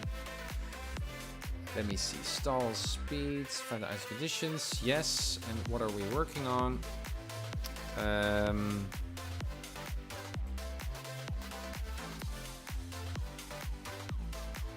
Rearward stall speed flaps up is okay, but